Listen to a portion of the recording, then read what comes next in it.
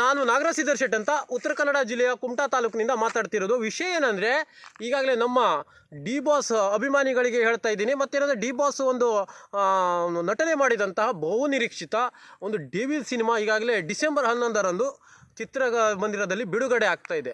ಅದಕ್ಕೆ ಸಂಬಂಧಪಟ್ಟಂತೆ ನಾನೊಂದು ಇದನ್ನು ಸ್ವಲ್ಪ ಸಂಕ್ಷಿಪ್ತವಾದ ವಿವರಣೆಯನ್ನು ಕೊಡೋದಕ್ಕೆ ಇಷ್ಟಪಡ್ತೀನಿ.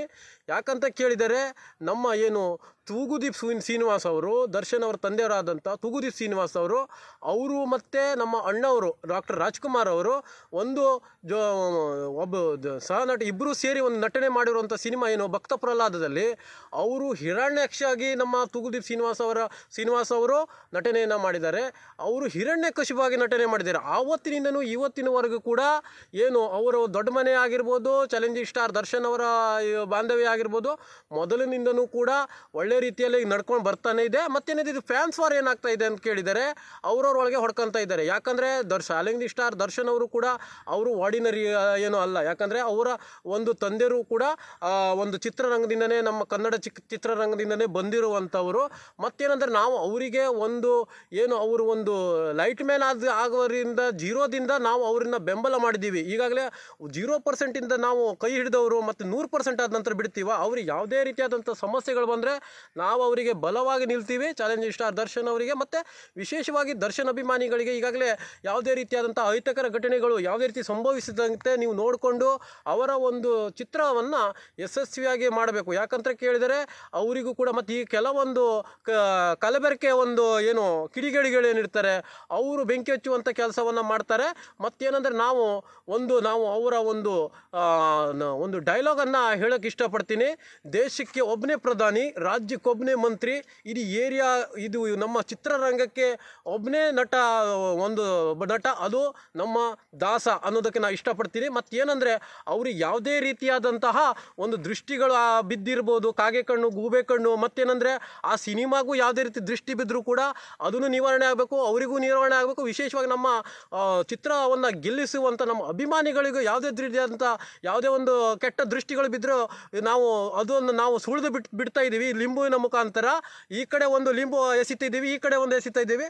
ಅದನ್ನು ಏನೇ ಒಂದು ಇದ್ದಿದ್ರೂ ಕೂಡ ನಾವು ಅವರ ಕೆಟ್ಟ ದೃಷ್ಟಿ ಬಿದ್ದರೆ ನಮ್ಮ ವಿರೋಧಿ ಬಣ, ನಮ್ಮ ಚಾಲೆಂಜಿಂಗ್ ಸ್ಟಾರ್ ದರ್ಶನ್ ವಿರೋಧಿ ಬಣಕ್ಕೆ ಇದೆಲ್ಲ ಲಿಂಬುವಿನ ಮುಖಾಂತರವೇ ನಾನು ಹಾಕಿ ಮೆಟ್ಟುವಂಥ ಕೆಲಸವನ್ನು ಮಾಡ್ತಾ ಇದ್ದೀನಿ. ತಾವು ನೋಡ್ಬೋದು.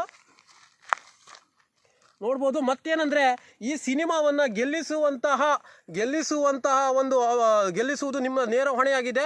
ಮತ್ತೇನೆಂದರೆ, ಅವರಿಗೊಂದು ತೇಜೋವಧೆ ಮಾಡುವಂಥ ಕೆಲಸವನ್ನು ನಡೀತಾ ಇದೆ. ಮತ್ತೇನೆಂದರೆ, ಈ ಒಂದು ಸಿನಿಮಾವನ್ನು ತಾವು ಗೆಲ್ಲಿಸಲೇಬೇಕು. ನಮ್ಮ ಕರ್ನಾಟಕದ 6.5 ಕೋಟಿ ಜನಸಂಖ್ಯೆ ಇದ್ದಾರೆ, ಅವ್ರ ಮೇಲೆ ಭಾರವನ್ನು ನಾವು ಹೊರ್ತಾ ಇದ್ದೀವಿ. ಮತ್ತೇನೆಂದರೆ, ವಿಶೇಷವಾಗಿ ಅವ್ರು ಯಾವುದೇ ರೀತಿಯಾದಂಥ ದೊಡ್ಡ ಜನರದ್ದು ಒಂದು ಬೆಂಬಲ ತಗೊಳ್ದೇ ಈ ಒಂದು ಚಿತ್ರವನ್ನು ಅಭಿಮಾನಿಗಳು ಇದನ್ನು ಗೆಲ್ಲಿಸ್ತಾ ಇದ್ದಾರೆ. ಮತ್ತೇನೆಂದರೆ, ಅವ್ರು ಕೆಲವೊಂದು ಜನ ಏನು ಹೇಳ್ತಾರೆ, ಇಲ್ಲಿ ಇವರ ಅಭಿಮಾನಿಗಳು. ನಾವೇನು ಅನ್ಪಡ್ಗಳಲ್ಲ, ನಾವು ಕೂಡ 4 ಬಾರಿ ನಾವು ವಿಧಾನಸಭಾ ಕ್ಷೇತ್ರಕ್ಕೆ ಅಭ್ಯರ್ಥಿಯಾಗಿದ್ದೀನಿ. ಮತ್ತೇನೆಂದರೆ, ಲೋಕಸಭಾ ಚುನಾವಣೆ ಅಭ್ಯರ್ಥಿ ಆಗಿಬಿಟ್ಟು 10-15 ವರ್ಷದಿಂದ ಸಾವಿರಾರು ಹೋರಾಟಗಳು ಮಾಧ್ಯಮದ ಮುಖಾಂತರ ಮಾಡಿದ್ದೀನಿ. ಯಾಕಂತ ಕೇಳಿದ್ರೆ, ಚಾಲೆಂಜಿಂಗ್ ಸ್ಟಾರ್ ದರ್ಶನ್ ಅವರ ಅಭಿಮಾನಿಗಳು ಅಂತ ಅವರು ಅನ್ಪಡ್ ನನ್ನ ಮಕ್ಕಳು ಅಂತ ಹೇಳ್ತೀವಲ್ಲ, ಅವ್ರಿಗೆ ನಾವು ನೇರವಾಗಿ ತರಾಟೆಗೆ ತಗೊಳ್ತೀನಿ.